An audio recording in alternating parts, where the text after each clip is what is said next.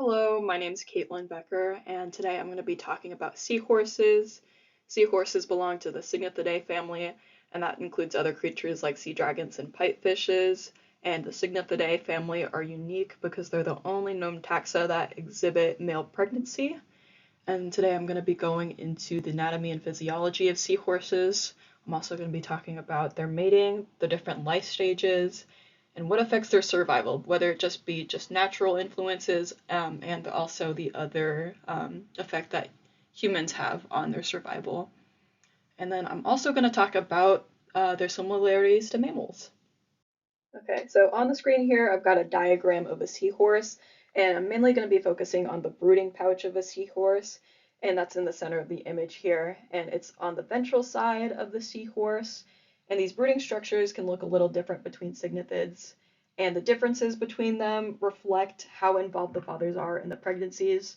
So, male seahorses have a fully enclosed pouch, and this pouch functions similarly to a uterus or a placenta, like in a mammal. And interestingly enough, having a fully enclosed pouch can also pose a pretty significant physiological challenge for seahorses, mainly the gas exchange between the father seahorse and the embryo. And since there's less oxygen present in water than in air, that can be a limiting factor for embryonic development. And respiratory gases also diffuse slower through animals than through water, so that's easier for gas exchange to happen in open pouches than in closed pouches. So on the screen here, I've got a transverse section of a brooding pouch. The top of the image, that is the dorsal side of the seahorse, and then this is the ventral side of the seahorse. And so the skeletal muscle and the brooding pouch is covered by this smooth outer epithelium. And then below that, you've got two layers of dermis. So that's the stratum spongiosum and the stratum compactum. And then below that, you've got your inner pseudoplacenta. And then right below that, you've got your inner epithelium. And as a pregnancy progresses for a seahorse, the inner epithelium actually changes shape. So it becomes thinner and it becomes more wrinkled. And when it's thinner, that's less of a distance that the oxygen has to travel between the father and the embryo. And when it becomes more wrinkled, there is more surface area for blood vessels, and that can also increase the amount of oxygen that can be transferred to the embryo. So cygnids have a wide array of mating patterns.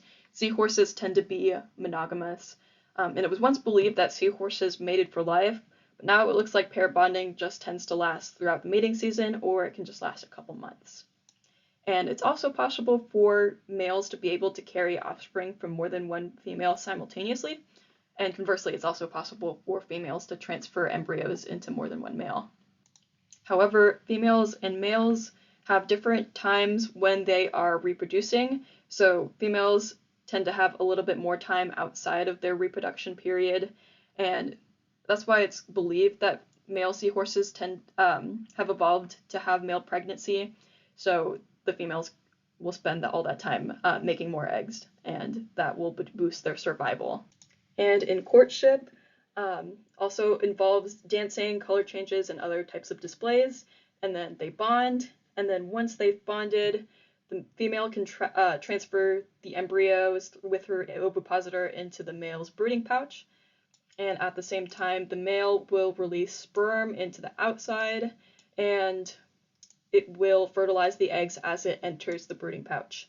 And the sperm duct is located about half a centimeter above the brooding pouch, and the brooding pouch is only open for about 6 seconds.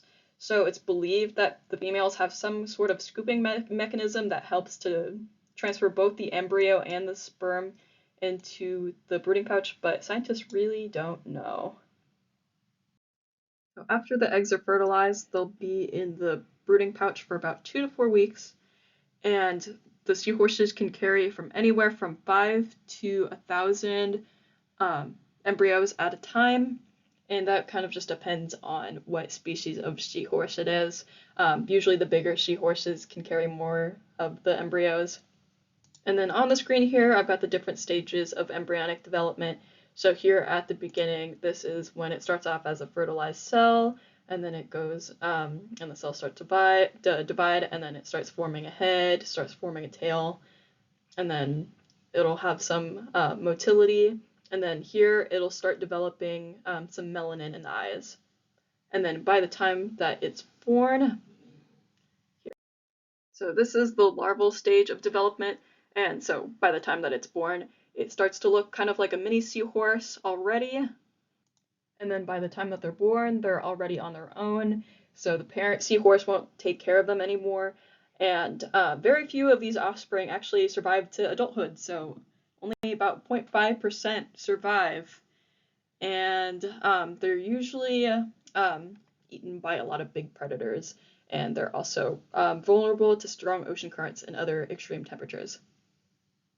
Okay, so we've got a predator right here. This is the Dorado. And this picture isn't accurate to scale as to how big these fishes are. This fish can actually eat a whole adult seahorse if they really wanted to.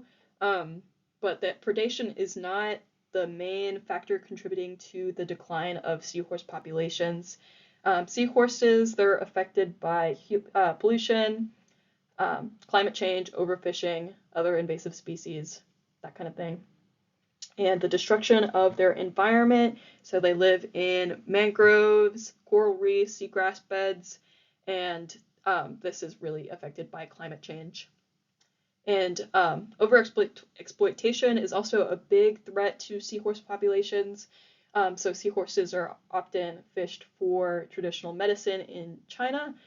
They're also traded in aquariums, and they're also used as souvenirs. And some researchers, they did RNA sequencing to identify 143 different transcripts that are involved in different functions throughout embryonic development. And some of these functions include tissue remodeling, ion transport, osmoregulation, and waste removal. And they also found that some of these genes are shared in both rat pregnancies and in seahorse pregnancies. So in conclusion, seahorses are really cool. They challenge traditional ideas of gender roles and the parental involvement in pregnancies. And looking into seahorses, you not only get a better understanding of their biology, you can also understand how alike they are to other cyngnathids and other species like mammals. And it's really important to help preserve and conserve these seahorses and their ecosystems, not only because they're so vulnerable when they are little, it's also due to human activity that these seahorse populations are declining. So in order to ensure their survival for the future, we have to take some action.